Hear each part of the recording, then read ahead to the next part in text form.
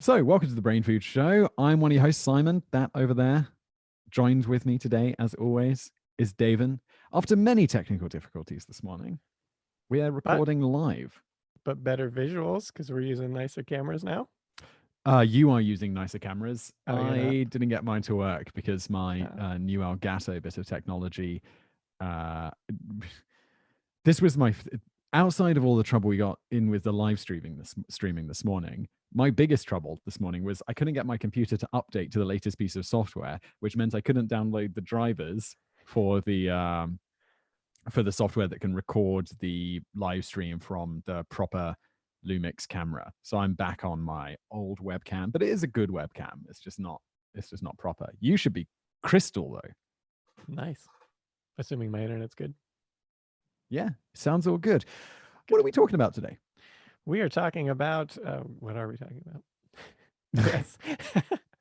It's all right. Why do some countries Excellent drive? start today. Why do some people in countries drive on the right and other people on the left? And then we're also going to have start off with a little quick fact about the Colosseum, and it's actually more about its big brother, the much lesser known Circus Maximus. And then yeah, that's and a little tangents here and there, but otherwise. Cool. Tell me about the. Just let's jump into that quick fact. All right. So the Colosseum, most people know that, and it's pretty massive structure. But it turns out, long before that, about I believe it was about 700 years before that, there was the Circus Maximus, which is actually could seat about 250,000 people, which I think when it was built was like a quarter of all the people in Rome could go and see. And that, for reference, is about 4 to 5 times the size of the Colosseum, or times the size of the number of people that could be in the Colosseum. And doesn't a modern stadium seat only like? I thought the biggest stadiums in the world sat like 100,000 people. Yeah, I think so. And then like a typical, like a more typical would be like 40, 50,000 for like baseball How did or they those. see So anything? yeah, well, it was kind of a longer structures for like chariot races and stuff. So it was less of an like a circle and more of a elongated. But yeah, it was built actually all the way back in the 6th century BC. And funny enough, well, not exactly funny, but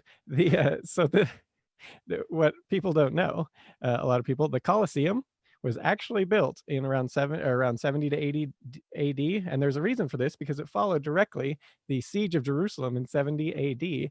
That it Oh, that was turns out hilarious. yeah, it turns out they used all the goods and like the valuable items and money and stuff they stole from the Jews to build the Colosseum. And to add insult to injury, they captured about 100,000 Jewish people to use as slaves, and a lot of them were used to build the Colosseum as well. So that's a thing. I But love that you started it off with, funnily enough. yeah. Well, I don't know. I didn't know that at all until I was researching this, and I was like, "Well, that's fascinating. Why don't people talk about that more? That's kind of interesting." So Okay. yeah, so Circus Maximus, though, about 700 years before this, Circus Maximus was built primarily. It was used for the Ludi Romani games. It was basically just the Roman games, and these tended to be like a full day event type thing, and it had like chariot racing, gladiatorial displays, like plays, and all that sort of stuff. Even religious ceremonies and stuff that people associate with the Colosseum as well. Feasts, and at first these were just held like 1 or 2 times a year, but then they became something of a status symbol to like be the host of them, so kind of show your wealth and show the games and everything. And so then they actually became something that happened like once a week at this Circus Maximus, where again like a quarter of all the Roman people could go there and watch. And so, or the people in Rome. So yeah, and this stadium actually stood for about 1,000 years. It was used. It wasn't until the 6th century AD that it finally kind of fell into disrepair and they stopped using it, and a lot of the materials got used for other things, and then the area flooded and it got covered. But today you can still go there, and there's a park now because it was excavated in the 19th century, and so you Yeah. can go to the Circus Park there, and see concerts and stuff like that. Um, So this oh thing must have taken up like way more because the Colosseum's pretty big. This thing took yeah, up a lot more like land space, or I mean, they yeah, can't it really was because build it higher, right? no, because it was more like a lot longer. That was basically how they got all the extra seating and stuff, and it evolved over time. Like Caesar, Julius Caesar, ended up adding a lot of seats to it, and so like it got bigger over time to so more people could view things. But yeah, It stood feels for more like like a racetrack in a way, right? yeah, Because like yeah, if you but go I to mean, but it was up high, like they had seating, stadium seating like that, similar to the Colosseum and everything. yeah, but if you like look at Formula One or whatever, they've got that really Yeah, long track, and then there's like the yeah, or like stands around, NASCAR and and stuff like that. Yeah, yeah, yeah, sure, exactly. NASCAR. I know what that is. Yeah, yeah. I feel And so like yeah, NASCAR's the most American sport in the world. It's like, what do? They drive around in circles really fast. they do. What's the It's point of it? really Mostly burning petrol. well, and it's really like mostly I think it's kind of like back in the day where like the world's most popular spectator sport for the longest time was It people was walking. walking. Yeah, I And remember this it video. wasn't even just like like speed walking, it was just like walking normally for like around in circles for a really long time, and It people was would an just walk. endurance thing, though, right? Yeah, it was endurance, like days on end, like that. There was the one that was like 1,000 miles in, I don't remember what it was, how A many really hours that the long guy time. did. It was a long time he was walking, but yeah, and just taking short breaks to eat and sleep and stuff. But yeah, that's kind of like NASCAR's like the modern day version of that, but with like flaming wrecks sometimes. And That's true. I guess yeah, that bit is quite exciting. But then it's like, I'm not really a motor racing fan, but you do watch Formula One, you're like, well, it's quite boring until they yeah, crash. But then you're like, yeah. but I don't. But then I'm like, but then we're are we hoping people crash? And then I Well, feel but bad about myself. at least Formula One, they're like weaving in and out and stuff. NASCAR, they're literally just turning left. Like A it's not Tesla could do this. it's not very exciting. But I mean, the point I think is really just the same as in the old days with the walking, was just to have get-togethers where you all get together and like drink and have something to watch while you socialize. I think is the main thing. But anyways, the Circus Maximus again stood for about 1,000 years in use. Turns out the Colosseum actually stood until it was used all the way up until the 14th century, before an earthquake ended up causing significant damage that nobody felt was worth repairing, and so then they stopped using it. But yeah, that so it actually lasted about 500 years more than the Circus Maximus in total, because it was about 14 centuries the Colosseum was used for, versus 1,000 years. So It is amazing. I can't really imagine anything we build today that will be yeah, around for well, I that mean long. they have to maintain it, of course, but yeah, we would just get rid of it and build something new, probably. Yeah, yeah. Did you watch that? It was maybe 10 years ago. I think it was on Discovery Channel, and it was called Life After Humans, and it talks about what would happen if we all just disappeared one day. Yeah, I bet it It's wouldn't take very long for no, everything to. surprisingly short time before all Yeah. of our stuff is gone. And there was this point, I think, where it got to the stage of the concrete collapsing, where there Oh was this yeah. big moment where concrete was just okay. It's been however many hundreds of years, and then it was like, oh yeah, and then most of it's gone, and then Mm-hmm. the plants just grow over it, and it's like, oh, Yeah. now you just have to wait for archaeologists. Yeah. Yeah. It's depressing. Yeah. Everything It we is. make, and all the digital stuff. Well, you just need like one. What are those things called? That destroy all the electronics. EMPs, Yeah. right? Just Yeah. one of those. Electromagnetic pulse. Yeah. I was thinking about that, right? Like all of the stuff we make, all these videos we make, just one day it could all be gone. Well, and the Just hard like that. drives they're stored on, they're not exactly durable. Like they're not going to last very long either. So No, and then we'll all be forgotten. yeah, inevitably. On that cheery note, what's up Yeah. next? Contest winners, which is a cheery Ooh, note. that is a cheery note. So yeah, do you want to explain the contest for people who don't know? Yeah, what we do is if you're watching this live, if you're listening to this on podcasts or whatever, is this started as a podcast, and we wanted to encourage people to leave us reviews, because reviews are important in getting this show in the hands of more people. So what we do is every 100 reviews on, I think we use Apple Podcasts as our benchmark, and then we go across all the major platforms like Stitcher and Podcast Addict and all of these, and then we pick a random winner to win an Amazon gift card, and it's the value of the number of reviews we've clocked over. So I think it was $300. Yeah, but we're kind of behind the times, and it's actually the number of reviews on the US version is what we're using for a thing, because the actual number of reviews is more like, I think it was like close to 800 or something across all the platforms and everything. Mostly good. So, yeah, almost Good. all. So Great. yeah, so I did tally those up, and so we can announce. So this one was 300. Yes, this one was 300. Yeah, $300 for the first prize, and then the runners up are like, what was it, like 50 each that we decided? Sounds good. Yeah, we could do that. I think we used to do 25, but then that feels really low compared to 300. Yeah, it does. And so yeah, contest winners. Number one, first place, so you've won a $300 Amazon gift card, is Angel Kalina, and I will read your review. I notice all of these are 5-star reviews, but they don't have to be. No, and one of it was so close. It was one off from one of the rare. So in the number the random number generator, it was just one off from a 1-star review, and their review was, it's pronounced Vinci, and I wasn't really sure what they were talking about. Oh yeah, that's because I did a video on Leonardo da Vinci, and you have these brain holes, like certain things you just don't know. The one before this was, I think I've talked about it on the podcast before, was I didn't know how to pronounce Nobel Prize. I thought it was Nobel Prize. So I made it wasn't even a video, it was like an audiobook I did back in the day, or something. It was years ago. And I pronounced the whole thing like the Nobel Prize. And then someone was like, I think it's Nobel. Yeah. And it is, because it's named after Alfred Nobel. And I just didn't know this. I was like, no.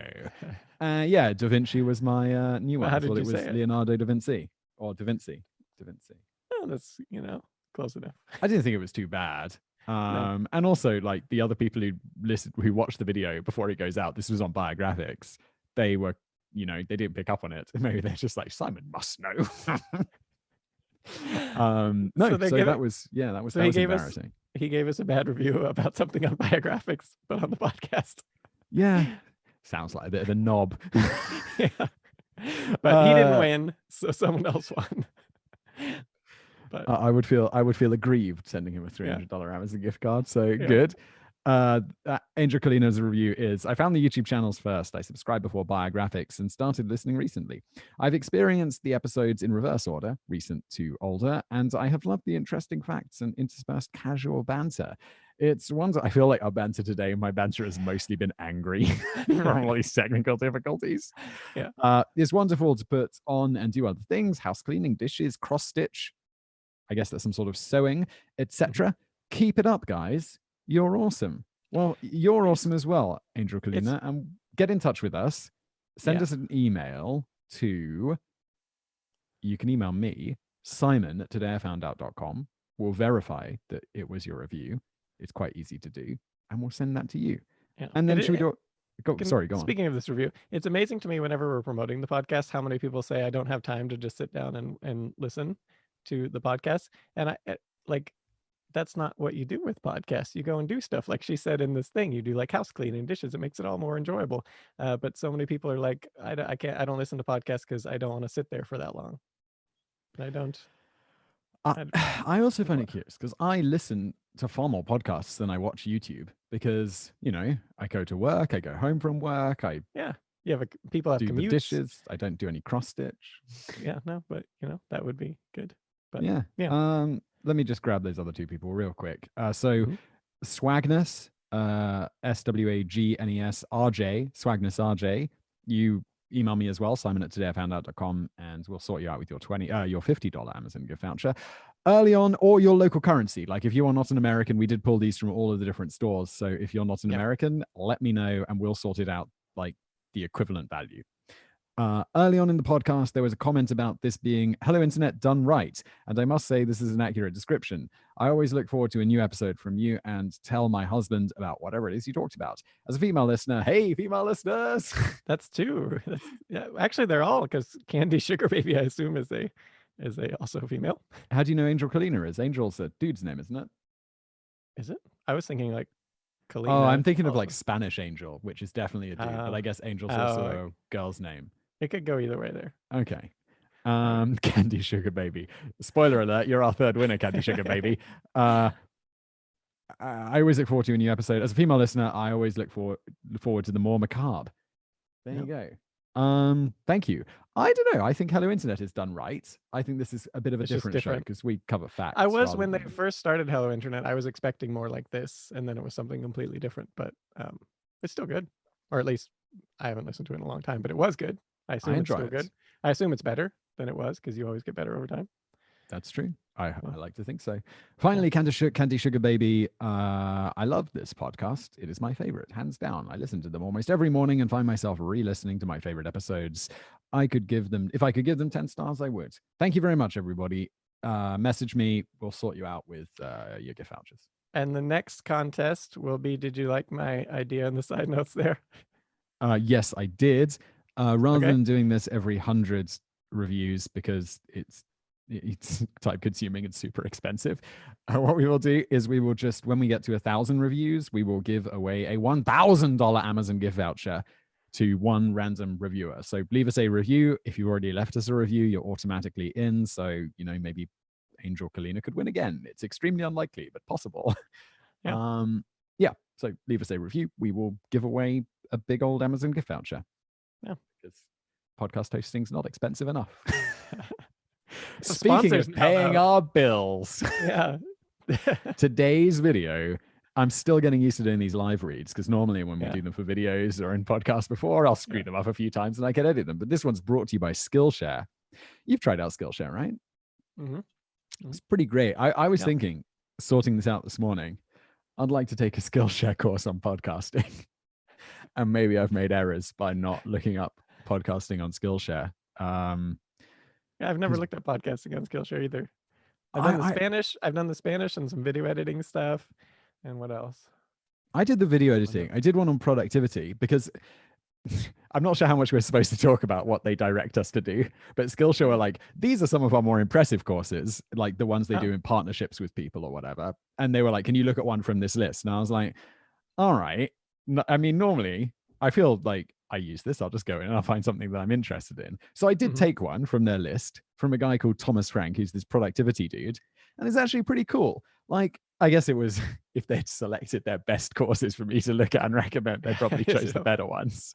Yeah. Although, I mean, I don't want to say that there's loads of great stuff on there, I think is what I'm trying to say. My Spanish ones were good. I looked at a couple different people. Those were good. And so was the video editing one. So yeah. And this Thomas Frank one was like really well put together. I feel I'm pretty productive as a person, but I still feel like I read productivity books. I take productivity courses and I'm like, you can always find something new. You can always get slightly better. Yeah. Those are just a few though. Skillshare's got 30,000 classes.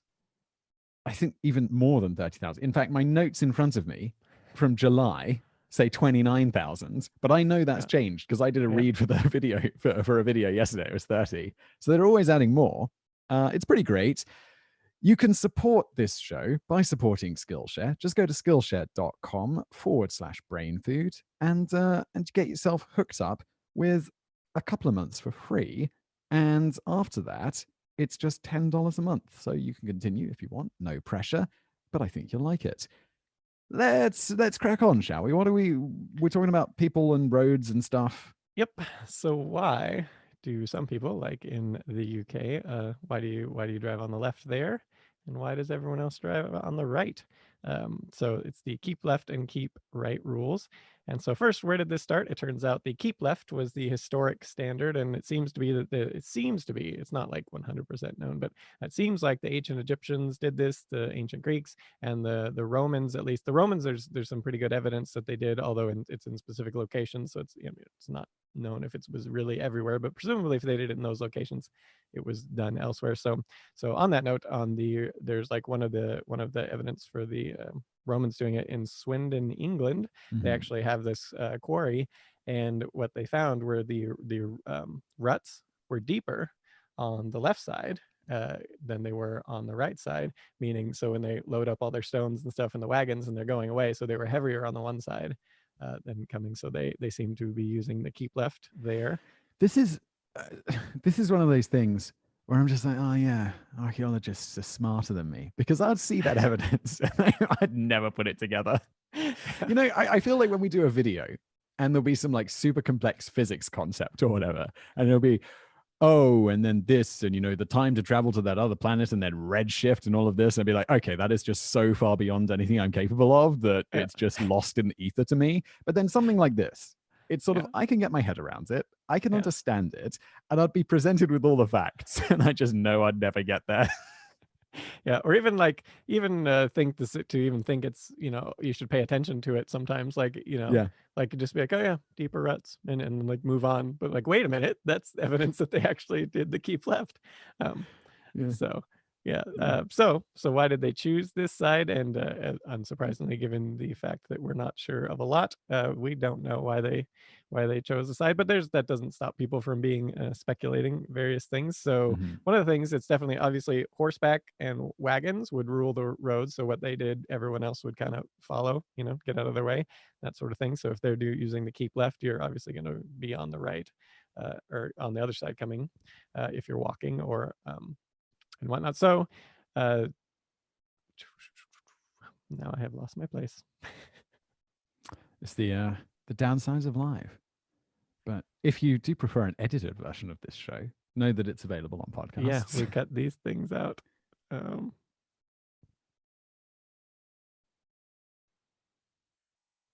Oh, yes. All right. So there we are. So yes, because most people are right hand dominant. And in fact, I don't know if people know this. So like up to recent times, they used to force kids. Did they do this in the UK to force people to be right-handed even if they were left-handed, like in school? Wait, how recently? I don't think. Like I mean, it's not like when I was a kid, it wasn't a thing. But I know when my mom was a kid, she's a lefty, and she was forced to be a righty in school. So that would have been, 60s. and it stuck. Well, I mean, she's left-handed still, but she could do both. Huh. She No, I don't know. I've never asked my parents if they were forced to be right-handed in school. I think they are both right-handed, Oh, so yeah. so maybe they were just like, I've never even noticed. I'll Anybody ask. in the comments have Yeah, anything to let us say? know. Yeah. Um, So yeah, so the Romans, they definitely did this. They would bind they also used to do the thing with the face where they would, like, if the nose was like sticking out too much, they would bind the face to try to make it like squashed more, yeah, and that sort of thing. They to get the perfect nose and it's stuff like like that. This was obviously like the wealthy people would more do this, which is where we have a lot of evidence of what people did. The poor people, history is kind of silent on a lot of that.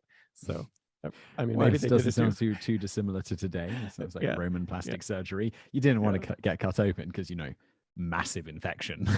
Yeah, yeah, yeah. So yeah, so what if you're right hand dominant, and the speculation is that if you're coming along the roads are dangerous to travel, you're coming along, if you want to draw your sword or something, you want to, if you need to real quick, you want the person on your right side, so you would be on the left, on the keep left rule. That's one. Oh, right. Okay. Now, yeah, Yeah. I follow. Yeah, so that's one speculation. There's also an interesting thing. I don't know if you've ever noticed this. I had not before reading this. When you mount a bicycle or a motorcycle, you do it from the left side. Like almost everyone does it from the left side, and presumably something to do with the way the way the brain is wired or whatever. Just Yeah, like, because I'm right-legged as well. yeah, That's the so thing, that right? presumably, because Because everyone if almost everyone does this. So like this is like a thing. This is why well, bike chains have the if I asked you to stand on one leg, you'd definitely stand on your right leg because I feel you'd have better balance and stuff. Or I'm imagining in my mind, like No, if I would go with my left, so maybe that is why, because you're more balanced on the left when you're right in the air, when you're swinging it over the bike or whatever. I'm standing Are you up. doing it? Nah, it's no. Right leg is superior for me, but that's because I'm right-handed. Maybe you're just screwed up. But I Maybe. do imagine getting on the bike, and I would do it from that side because I want to swing my Yeah, right leg over.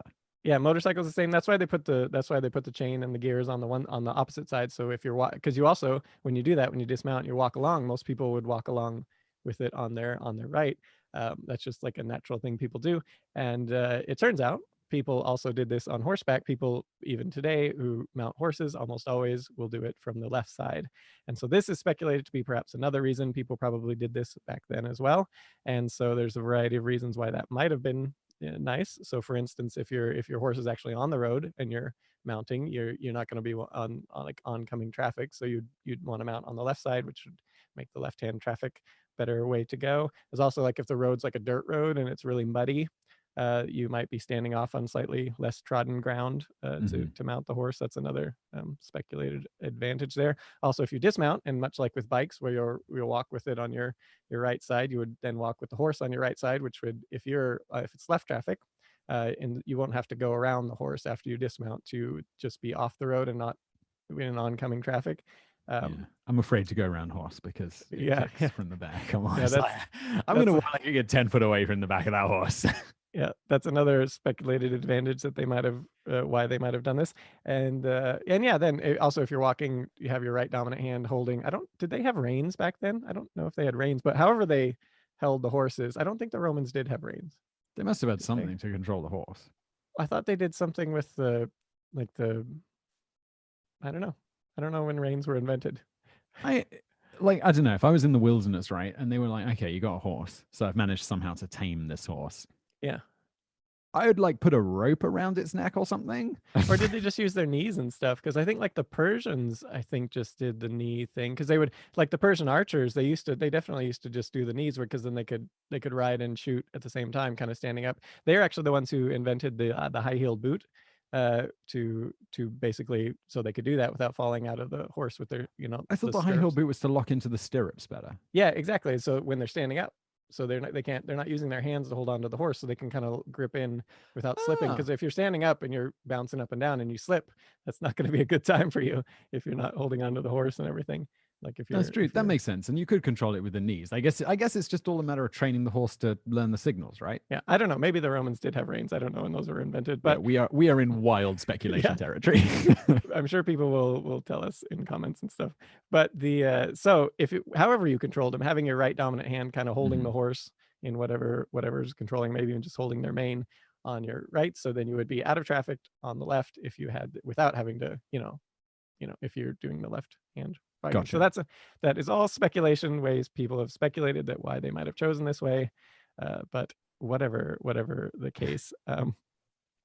Did we just speculate on speculation? I think we did. We did a lot. That was good. So for whatever worse, we have, some of the evidence like we talked about before with like the tracks and stuff like that. But you also have another one in 1300 AD. Pope Boniface the Eighth actually decreed that I thought it was Boniface. It would be Boniface. Would it probably be Boniface? Boniface.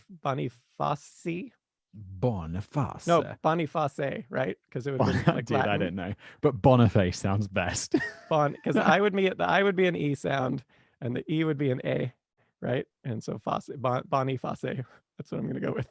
Cool. The eighth, whatever. So the pilgrims, he actually decreed to pilgrims, any pilgrims heading to Rome, they needed to abide by the keep left rule. So this is like a really clear thing. And so, but it is curious why he felt the need to tell people this. So like maybe not everyone knew this, but of course commoners and stuff probably didn't have horses and stuff. So maybe they just didn't know the rules of the road. Like people didn't. I got it. Oh wait, dude, I was right. Yeah. Boniface, French Boniface. Boniface. But how does can't believe it's Boniface? When it was, or maybe he was, I guess it's a name, so it doesn't necessarily have to follow the conventions of Latin.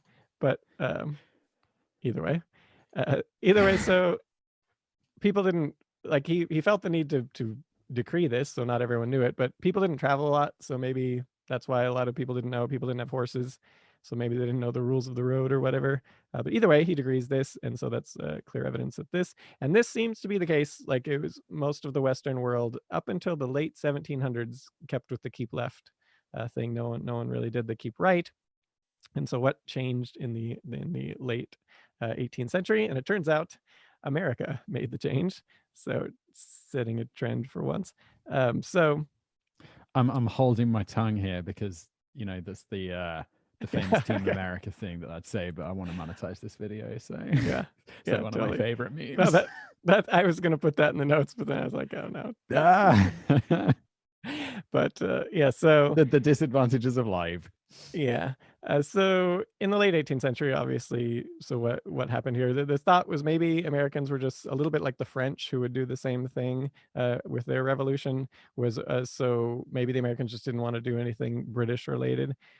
So why not? So maybe they were just wanting to cast that off. We were amazing. Yeah, and you loved us. Yeah. Yeah. So, but there's more practically traitors. Yeah. Totally. So more practically, the change by the people of the young nation seems to have started with the Teamsters in the United States. Definitely did this. So in America, unlike in a lot of like in London, so they drove horses, like teams of horses. That's where the name originally comes from.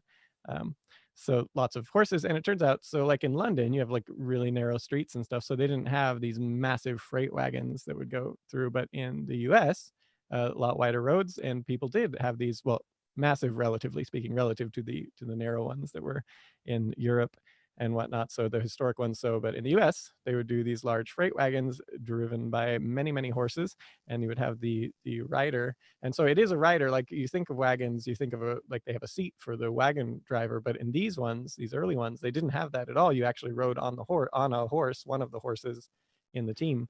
Uh-huh. And so if you're right-handed and you got your whip and whatnot and your reins or whatever, you're gonna want to, to be able to cover all the horses in the long line team, you would sit on the rear left. So similar to like if you're in a right-hand driving keep right country, you have the steering wheel on the left of the car, and that is basically to it's thought, again, this is speculated why they did this, but it's thought the same reason we do it in cars is just so if you have oncoming traffic, you don't want to run into them. Like that's worse than maybe hitting a curb or a building or something on the other side. If you have like a head-on collision, so you want to make sure, particularly like they were concerned with like the wheels, the little part that sticks out of the wheels. You don't want the wheels to hit if you got passing oncoming traffic. Okay. And so if you're sitting on the rear left horse, then you would want your oncoming traffic on your left so that you could really kind of see, see what. Couldn't you just sit on the other horse? Did I miss something? You could, but again, that comes back to the whole thing with your whip and your and the reins and stuff to be able to. So think about your position. Okay. So because that's and you're right. If you're right-handed, if you're left-handed, to cover. I mean, you could do it the other way, but it's kind of like a little awkward forearm. Yeah, thing. no one wants to whip with their left hand. It's much more difficult. Yeah. But so either way, so that's a speculation as to why they might have done this with this. And it does, I mean, I don't know, it makes sense. Mm-hmm. So either way, so they were the first ones to seem where there's like hard documented evidence to switch. Because at the time, America was similar to Britain, obviously being a former colonies. They had and Britain, I think it was in the 1700s, actually did pass a law that the keep left was the rule of the road in all the colonies and everything too.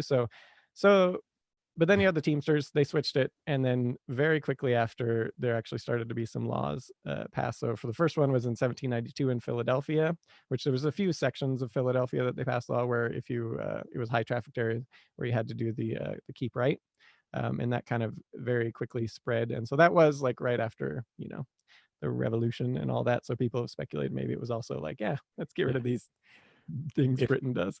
If there's one thing we can all agree on a good idea being a good idea, every country should be, the same system throughout.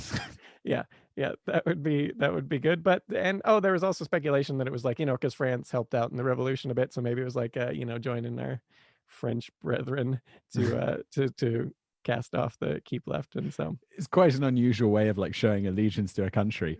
Like, what are you doing? Sending a monument, giving some aid? No. We're going to drive the same side of the road as you guys. Yeah, that's what I think. Great. I think what that speculation maybe just makes people more open to the change because people hate change, but it's like, oh yeah, it's different from Britain or whatever. Yeah. But it's probably more the practical reasons, like the large freight wagons. And of course, if you're driving a large freight wagon, everyone's going to follow you. You rule the road. So if you're doing something, everyone's going to have to do it too. So yeah, that's probably more reasonable. But so this might have you wondering why the French switched, and that is not actually clear at all. So the French Revolution, it did happen right after. Like this is possibly the least clear episode we've ever done. Yeah. So we know because of this, might be because of that. Yeah. We know when it happened. In this case, it was right after the French Revolution. So there's something to do with that, So some people speculated that the French revolutionists didn't want to do anything that the Pope had previously decreed. And of course, the French, they hate the English. So maybe the whole system of why we drive on one side of the road or the other, just because we were angry at the people who were driving the other way. Yeah, pretty much. And that is the thing, because so how did the rest of Europe, like, how did this spread? And it turns out, one, the Nazis. Number two, before the Nazis, there was Napoleon doing his thing, going throughout, and so conquering, and the regions he conquered, they of course would switch to the keep right. He would force them to do so. And most of the countries after this would just kept it, probably just practical. We already made the switch. And one of them, the most important, was Germany, because then when Germany goes and eventually conquers a bunch of nations in Europe, they forced the nations they conquered to also do the keep right. So all the other keep lefts were having to go. And so this of course brings to the UK, was not conquered, and so by Germany, and so God kept save our Christ. yeah, pretty much. And some of the neutral nations weren't as well. So which is going, I think that's where we're going next. One moment. Oh no, I have another section. We'll get to that. I'm excited about this. We're gonna talk about one particular neutral nation and how they actually ended up making the switch later. Was it Switzerland? No, it was Sweden, actually.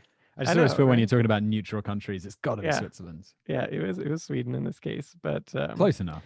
Yeah, they're both beginning with an S and a W. Before we talk about that, and I probably should put that here, but I'm just going to go with what I have. So before Stick to the plan. Yeah, when we switched to from wagons to cars, so this I just, it's a little aside on like why do we do the steering wheel on the sides we do. It turns out, I mean, of course, it was thought, it's partially to be for the similar reasons as the wagons. They thought, so it's better to avoid a head-on collision with another car than it is to, like, if you hit a curb or something. So you want the driver on the side closest to the oncoming traffic, so you can more accurately judge. So that is why on the keep left, you have the steering wheel on the right and vice versa. But it turns out when cars were first being made, it was just random. And actually, a lot of them were in the center. They would put the steering wheel in the very dead center of the car, which I think like the Tesla Semi does that now, which is really weird. That doesn't seem good. McLaren, isn't McLaren F1 was is it one seat in the front, two seats in the back? It was the F1, right? I'm sure someone in the comments will correct me if I'm wrong, but hugely expensive car. I remember it being in the news one time because Mr. Bean, Rowan Atkinson, crashed one. Like he had it for a week or something, and it was multi-million-pound car. Yeah, I think there was Elon Musk. Didn't he have one where he was driving with a friend of his? This was before he was really huge, and then he spun it he floored it when he was doing like 60, and it just spun around on the freeway. The McLaren F1. I think it was a McLaren F1, and I think you're right. You remember? And then they had to like hitchhike home because they'd wrecked it. And then this was before like he was the Elon Musk of today. He was wealthy, but I think it was hang on. He still had a McLaren. Post PayPal, pre. Yeah. Else. Yeah, he was. Yeah, I think it was right after PayPal, but I can't remember who owned the car. But either way, apparently, didn't have good traction control. No.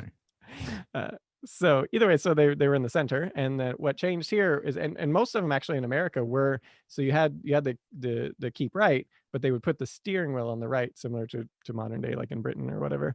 And this seemed a way that most manufacturers liked this, and presumably it's because you didn't have power steering and stuff on a lot of these. So you had, the early cars didn't have it on any of them. So you want your stronger dominant hand on the steering wheel and your other hand on the shifter instead of vice versa.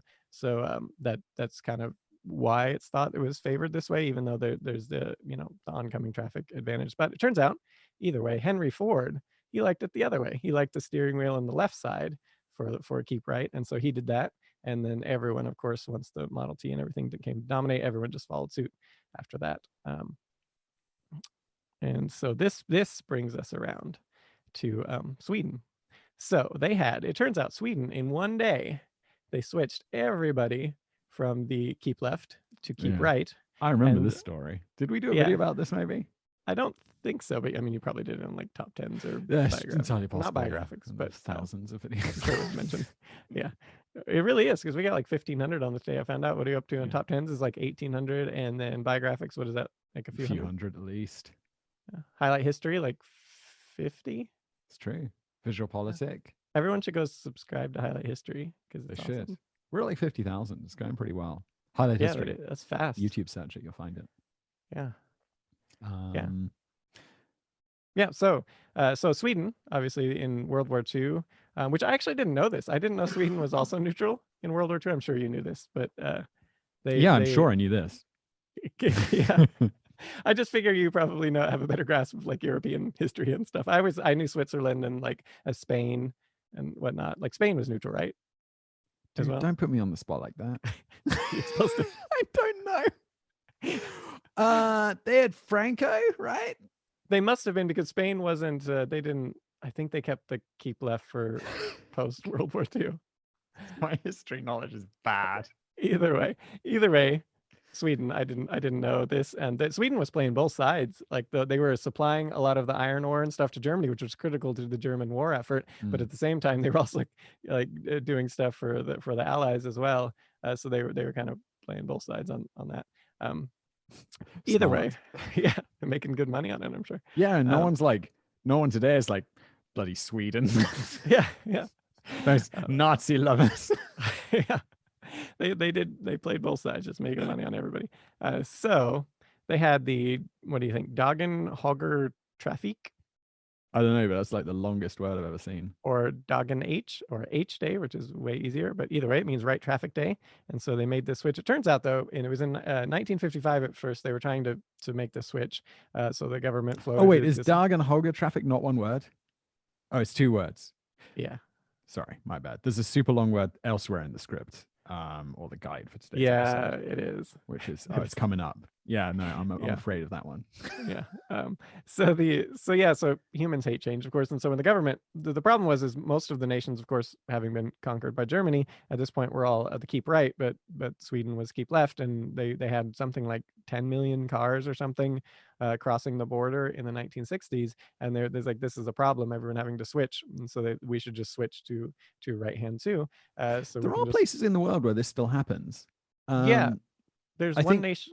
One nation, actually, that one's half of the nation, it starts with a T, I can't remember, does one, and then one half does the other. And so when you just cross in the nation itself, you have to just switch. Wow, that's bizarre. It doesn't seem to cause problems, but No, they have. I must have done something about this because I remember looking this up. I think it's Thailand and its neighbor Laos. When you cross over, you have to, I think a lot of it's divided by a river or something, but then when you drive over the bridge or whatever, they have like special areas where you can like turn around and get on the other side of the road. Oh yeah. But yeah, I mean, it doesn't seem like too much of an issue. No, I just kind of switch in, and I'm sure once you get used to driving on both, like you drive in Britain and you drive in right to keep right. So does that ever competent at doing both?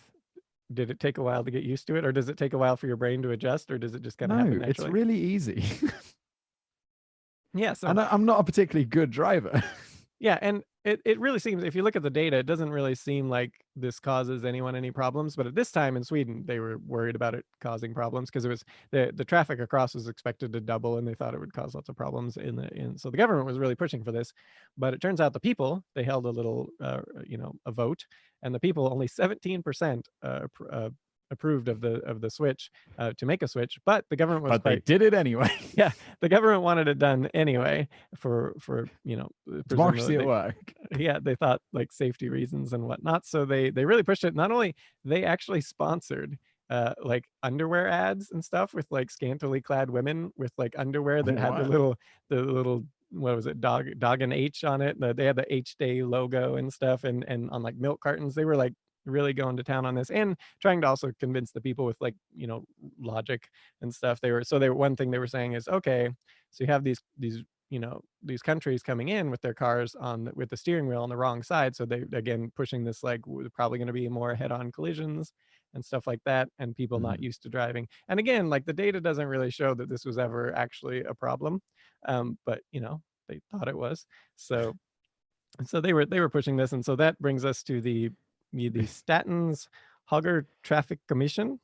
It's a really long word, but it's probably like, that's probably in the ballpark, right?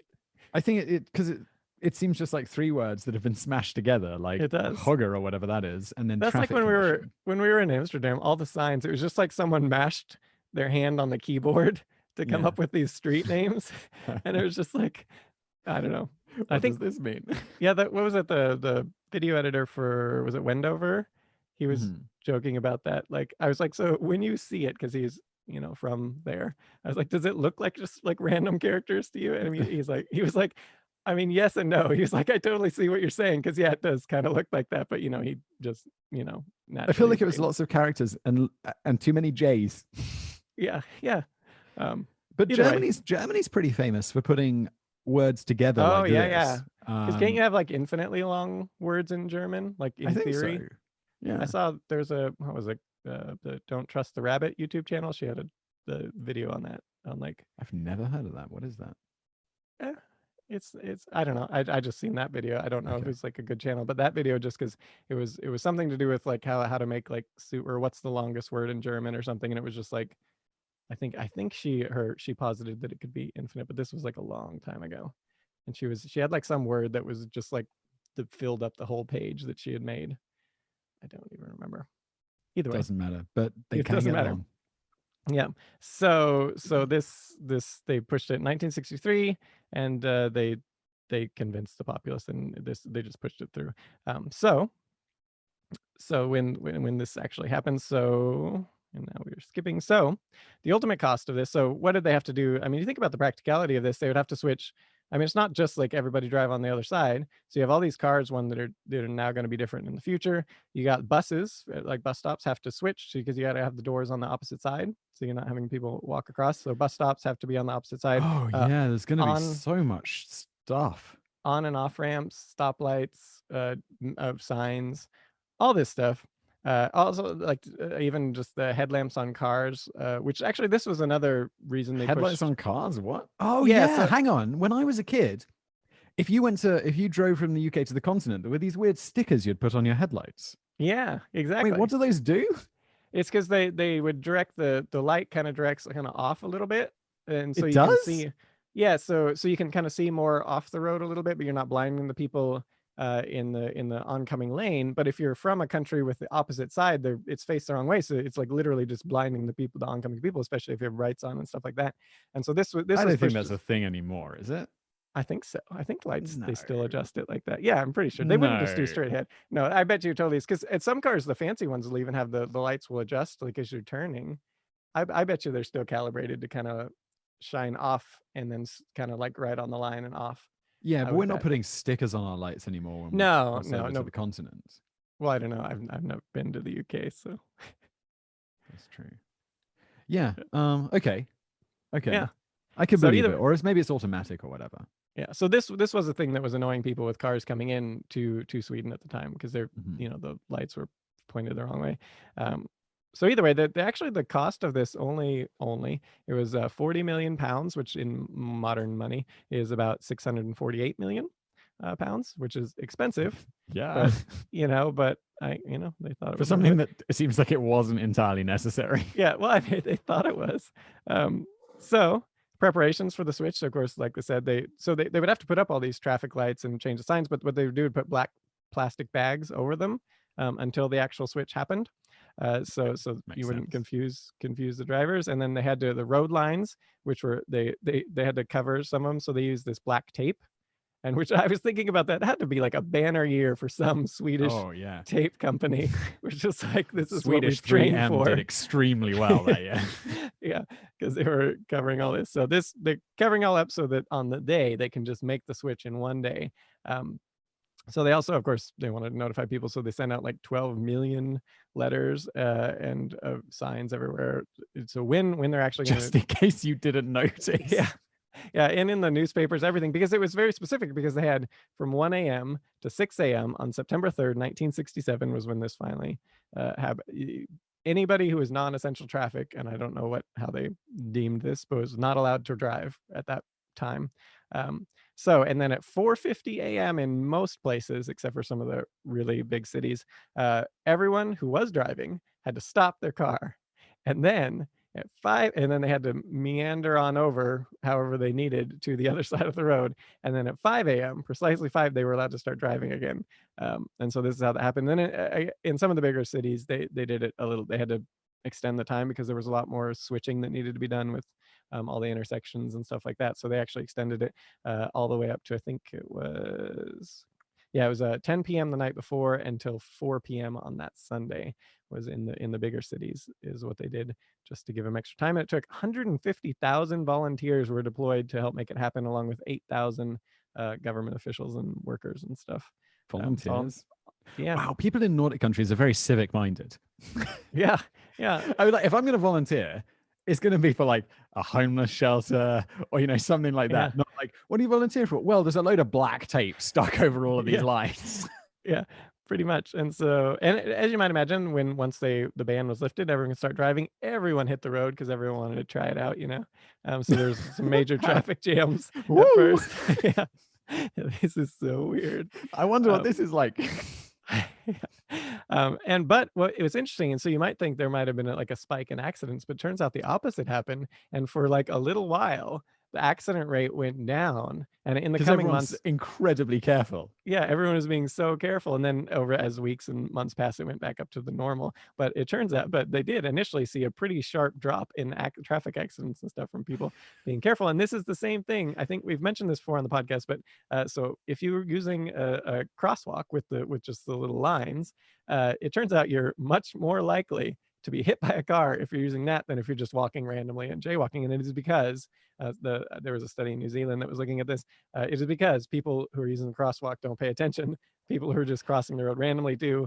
And so you're 28% less likely to be hurt, to be hit by a car or injured when just randomly walking across the road than using a crosswalk with Of no. course. Yeah. This makes perfect sense. I was driving home the other night. It was maybe 10 o'clock at night. And, you know, empty road, middle of nowhere, and I'm following someone. And, you know, the speed limit will change and they'll slow down, plenty of time for the new sign. And then they'll be going exactly at the speed limit, or no, even slower than the speed limit. And they'll be indicating like with plenty of distance. And I was like, if I were a cop, I would pull you over so fast because it's 10 o'clock on a Friday night and you're driving way too safe. You've had a couple of drinks and you're worried about getting pulled over. Yeah, exactly. So lesson there is drinking makes you a safer driver. Not really. No. So it turns out Britain, as you might imagine, was watching this switch very closely, Sweden, to see how it would go. And even though it went I know really how this smoothly, one ends. Yeah, they did not. Didn't do it.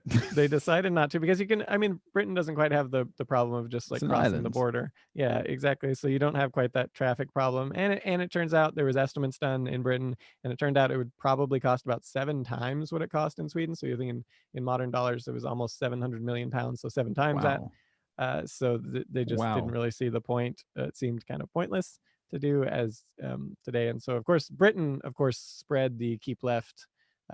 That a lot of the former or current British colonies and stuff are under British rule. A lot of them keep the keep left still, so that's still a thing. But most nations are keep right at this point. So interestingly, though, a little nod for the keep left countries. It turns out, according to a study in 1969 by J.J. Leeming, keep left nations actually have a slightly lower head-on collision rate. Yeah, it's because we're better drivers. Yeah. It's thought to be because you're on your dominant. Most people are right-handed, and most people's dominant eye is the right one, and so it's thought that probably helps. And it's also another speculation in this one. I couldn't find a study. It seems like this would be a really easy thing to actually look up, but no one's done a study on it yet. Is that it's also thought that because you're right-hand dominant, you would, with your gear shift on the left, you have your better fine motor control and stuff like that with your right on the steering wheel. So it seems like that would be really easy. All you need to do is look at manual and automatic cars in those nations that are keep left, and then see what the head-on collision rates are, and if they differ. Because you're changing gear with your left hand. And so to see if that speculation that people have speculated, that might be one of the reasons as well, besides the dominant right eye.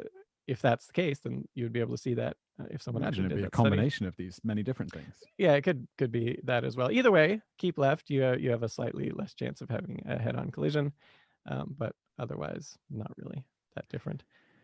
There you go. So if a lesson can be learned, do nothing. Well, it's fine. It's a little like people should go watch the so why doesn't the US switch to the metric system?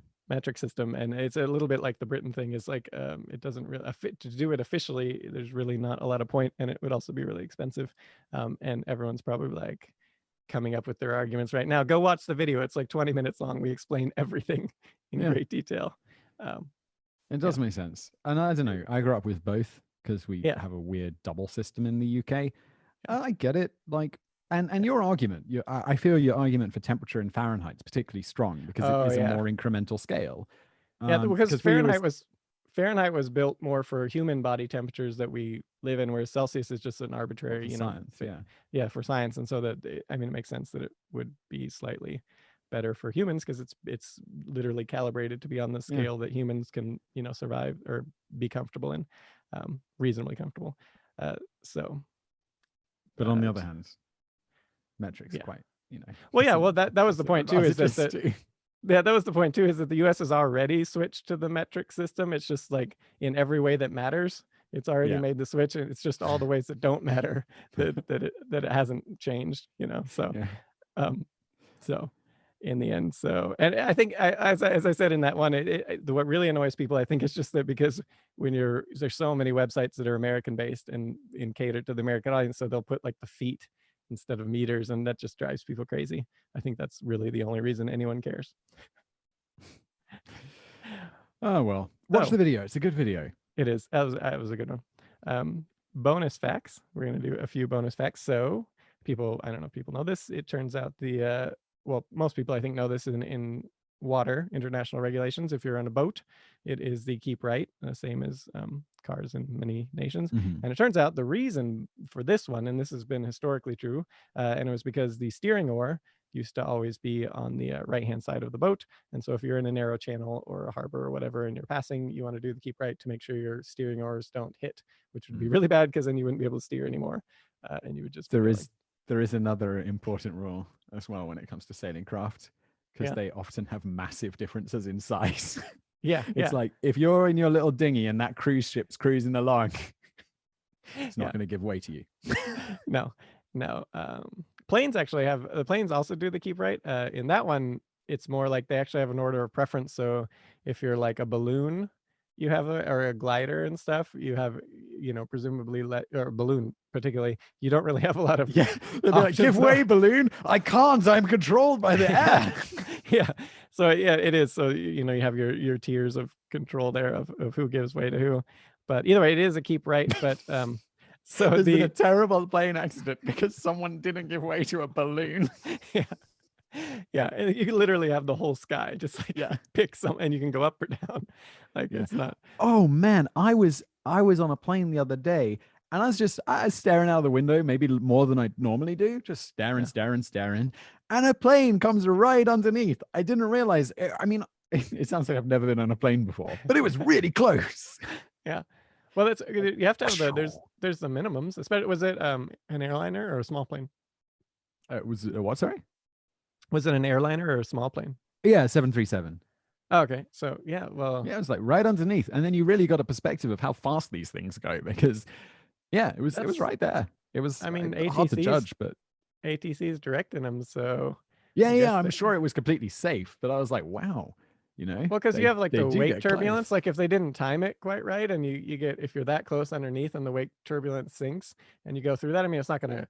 It's going to be some major turbulence. It's not like I could see the whites of the pilot's eyes, but it was like it wasn't off in the distance. Well, no, but if it's time, like if you're in a little plane and you get in that wake turbulence, like so if it like sinks, if it goes off, it could have gone off like a few minutes before, like it's way over there, and you get in that, it can literally just flip your plane over, because you have this swirling in the wake turbulence from the wingtips and stuff. So Either way, that's getting off. I like how you're like, the swirling off the wingtips. It's like, no, Damon, I don't have a pilot's license, but you do. Well, I think that's just like, I don't know. I'm sure like real engineering common or somebody knowledge for us pilots. Have you been flying since you got your license? I have not, because Drew has kept us really busy. Drew's our business development guy who gets us ads. And this month particularly, I keep looking at my to-do list for like every day, and literally have like that nervous laughing that you get, when you're just like, you're looking at that being like, yep. I just look at my to-do list. I just skip straight to heart palpitations. Speaking of, what's next? So one interesting thing here. So in planes, it's just like in cars. So you have the keep right, and so just like in a lot of cars, so the captain sits on the left, right? Like people know this. But an interesting thing is helicopters. They do it all the other right, way. Mr. Pilot. They do it the other way, where the captain sits on the right side, despite that they too abide by the keep right. And so I was curious to why that is. So looked it up. And so we have the curator of the vertical flight in the Aeronautics Division of the National Air and Space Museum, a guy named Roger Connor. He explains how this came to be, and it primarily because the first mass-produced helicopter was the R4, and so in any aircraft, so weight is hugely important, and in this one particularly. And so we have a nice quote from Connor explaining why.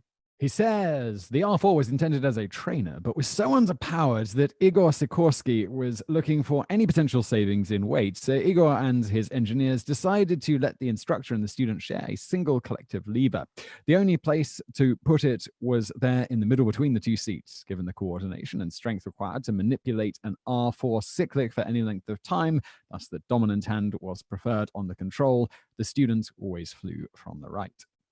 Yeah, and so the cyclic controls are the ones that do like the attitude and direction of movement. So like if you want to, if you're moving forward and you want to like turn left, so kind of so like I'm trying to think on Xbox, like it's the you've got your not the direction so like pad, but the on planes you have like the on planes you have like ailerons and rudder and all that. So this is kind of somewhat equivalent. Dude, I'm just trying to put it into terms I understand. Yeah, Xbox. So, well, I thought this was really cool because I actually didn't know how this worked exactly. So like I knew like it changes the angle of the pitch of the blades, right? And like a helicopter. But the cool thing about this, and it's like amazing how fast this must happen.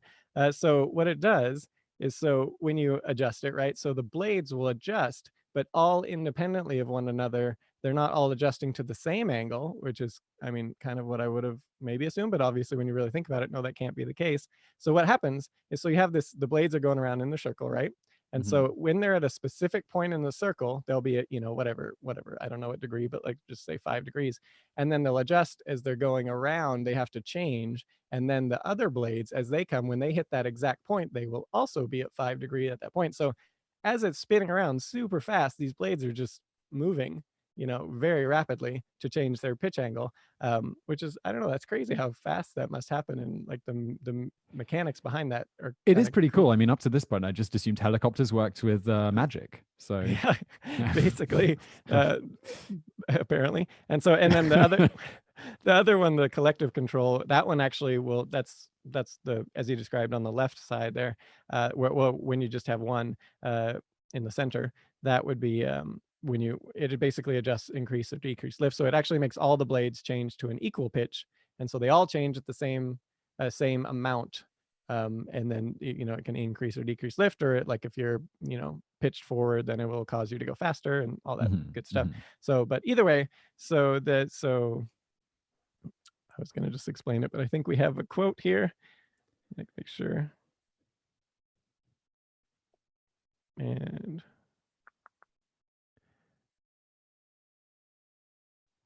this is this one? Am I looking at the right one? Yeah, we are, but that's not going to say what I was going to say. So it's so basically in the helicopters, unlike planes, so if you trim a plane perfectly, you can just let go, and the plane naturally will want to fly straight and level. What does trim mean? So basically, if you just adjust something, and then you adjust something, and then if you adjust it right, the plane will just want to fly straight and level exactly as you left it. You can literally just let go. And even if you're not trimmed correctly, the design of the plane, so let's say you're not, and the plane, you let go of the controls and the plane starts to go down. Well, what's going to happen is the plane will speed up. And then as the plane speeds up, it kind of, changes the airflow and everything, and your lift actually increases there. And so it will just level out naturally. Oh, okay. And so the planes they're literally, well, most planes, not all. There's some jets and stuff that are actually designed to be flown instably, but a good design. Eurofighter. We did a video about this, or I did a video about this. How it's like it will, if its computer goes off, you're screwed, because it's designed to be a mess. Yeah. And then it's got this crazy computer on board that corrects all these tiny things and keeps it unstable on purpose. Yeah, exactly. So, but yeah, so if it for most planes though, they're designed to be incredibly stable, so you can just let go and they'll not just nosedive into the ground type of thing. They will naturally try to stay flying on their own. And if it's trimmed perfectly, then you'll just literally, you can let go and do nothing, and it'll just, I mean, the winds can affect it and turbulence and stuff, but until you reach the edge of the earth, and then yeah. But a helicopter is, or at least the R4 anyway. I'm sure modern helicopters are quite different, especially like the fly-by-wire and stuff. But the R4 apparently, absolutely, that fly-by-wire. Yeah, we all know what that is. That's where you don't have a direct cable like connecting, so it's like all computer controlled. So you move almost like you're just moving a joystick on your thing. So either way, so that one wouldn't have, like, this R4 took a lot of strength, as he said, to hold, and so you can't just let it go on the helicopter in the R4 anyway. Again, I don't know what modern helicopters, but you couldn't just let go, even if it was trimmed right. It would, you had to hold on to it the whole time, so you wouldn't want to ever let go. So you wanted your strong, you needed your stronger arm was better, whatnot, and then you had your left arm. So people just sat in the right hand. So they had their weaker and less dominant arm to do the random stuff, and they had their strong arm on the control at all times. So that is basically why in that one, why all the students and people learn to fly in the right. And so then how did this actually catch on? Can I just ask you a question? Will you know the answer to this? So like in movies, when they're flying like a 747 or whatever, and there's those scenes where it's like, they're like, pull up, and they're like pulling back on the joystick or whatever it is super hard. Is that actually a thing? Well, it would be on some planes. Like it definitely takes more pressure, like on a lot of planes. But I would guess on like a lot of the modern, like the fly-by-wire, which they all are, I would guess, like all the commercial ones, like the big ones. I know like the Airbus do a lot. My flight instructor used to complain about that one, the way they do their controls. They have some weird things, but Boeing was more feel. But I would assume I would assume nowadays, no, it wouldn't take a lot of, there's probably some built-in pressure. But there's not going to be like the captain's like, I can't do it. I can't. It would depend, like if it's an older plane, or even I guess some of the Boeings might. I don't know what I've not ever flown a commercial thing, but I would assume it's all computer controlled at this point, and so it probably has like some pressure, but not like actually. I bet you it's fly-by-wire, I would guess, on most modern. I feel like but there's a lot of really old planes still flying, so on some of them. Do you watch that Captain Joe YouTube channel where the captain? I have seen it, but no, I haven't. It sounds like a question for Captain Joe. Is Captain Joe the one? Is he the Austrian guy, or is he the one with the black hair? I don't even know. I just see it recommended to me all the time. Oh yeah, you probably from my channel. Because we share like the Today I Found Out login, so I see all of your flying recommendations. Yeah. I think he's Austrian. I like that guy better. I don't think he's Captain Joe. I think he's something else, but the Captain Joe guy's nice as well. But yeah, he answers questions like that, so they would know. I don't know exactly. So quote. So how did this catch on from there after the R4? He states, wait, who's saying this? I totally lost track. The Roger Connor from the National Air and Space Museum. Oh, right. Yeah. He says the first generation of US Army Air Forces, Coast Guard and Navy pilots, along with those from Britain and its Commonwealth, who learned on the R4 and its follow-on, the R6, with a single collective, flew exclusively from the right. Yeah, so everyone trained on that early one, and so it just kind of caught on, and it's stuck around today, even though it's probably like a lot of them today have the dual collectives as well. So it's like you could just do either if you wanted. But I bet if you've been flying, like I don't know, like I tried to fly with my right hand once, and I can't. I tried to actually land the plane with the right, and I very quickly abandoned that because I would have crashed because my right hand can't fly the plane. But my left hand, because you always do left hand because you have like your hand on the throttle and stuff like that, especially when you're landing. I just try to see, and yeah, if anything ever happens to my left hand when I'm flying, that's not going to be a good time. I should probably practice that at some point. But instructors probably should. Instructors, they always they sit in the other side so they get used to it. But yeah. So these people, they probably just got used to it, and then they don't want to switch it because you have that fine motor control that your brain just does. So switching hands would be weird. Nice one today. That's where we wrap it up, right? Anything to add? Nope, I think that's everything. But we are going to have, and this time it's definitely going to happen. Weekly episodes. This, will it though? We've promised this before. No, this one has to happen because of Drew. So we have contractual obligations to sponsor us. So everyone can thank Drew, who's awesome. Yeah. Great. So, well, in that case, we'll definitely be back next week. I mean, it might not be like, there'll definitely be 4 episodes this month. It might not be like, So 26, 27, 20. yeah, pretty much. That's a possibility. I'm just going to find those people who won the contest and repeat their names. Am I? Yes. Angel Colina, Swagness, RJ, and Candy Sugar Baby. Please send me an email, simon@todayIfoundout.com, and we will sort you out with your respective prizes. In the meantime, if you'd like to be in for a chance to win our next prize at 1,000 reviews of $1,000 Amazon gift card, how exciting. Leave us a review wherever you get your podcast. It doesn't matter where you are, which country, any of that stuff, what platform. And Say hi. everyone who is watching on YouTube and has made it to this point, go listen in future on the podcast side, because we like that a little It's better. edited. It's a bit more edited. tidy. Yeah. It's sound. The Joel makes our voices sound awesome, and you know, producer Joel. yeah. And I always feel, because like we delete the little pauses, we always sound just Yeah. a little bit quicker witted. Yeah, they do, and like sound like we really know what we're talking about. Yeah.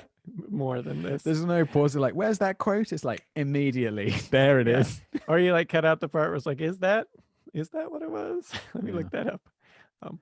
I have been entirely neglecting the comments this episode. I apologize to everyone. I mean, oh wait, I've got to wrap up the podcast first. So I'll say thank you everybody for listening, and we'll end it here. See you soon.